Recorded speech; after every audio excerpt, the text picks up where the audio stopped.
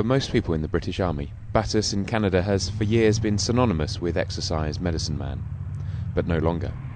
Out goes medicine man and in comes exercise Prairie Thunder. The new exercise is part of the Army's redesigned hybrid foundation training, which covers both conventional warfighting and the skills required in conflicts such as Iraq and Afghanistan. Conventional warfighting pitches army against army, but in many contemporary operating environments, very different tactics are required, though soldiers will utilise many of the same core skills. Exercise Prairie Thunder has been developed to give the British Army the foundation skills it needs to operate in all environments. One of the biggest differences between the old Exercise Medicine Man and the new Prairie Thunder is the stabilisation operations phase.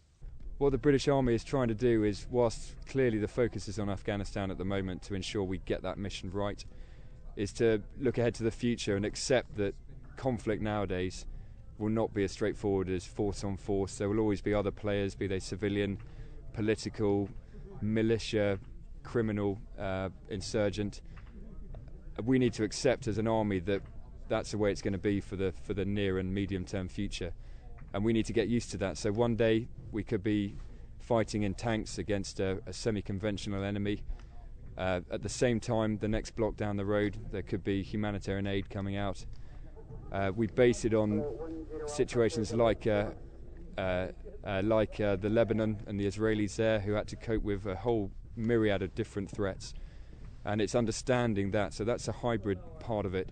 The foundation part is accepting that we must train specifically for Afghanistan to ensure we've got the most current drills and procedures to keep the soldiers safe and to be successful. Whereas Exercise Medicine Man was based on the Cold War scenario, with heavy tanks measuring up to one another, now a new type of environment has to be taken into account, one where armour, insurgents, infantry and civilians all share the same battle space.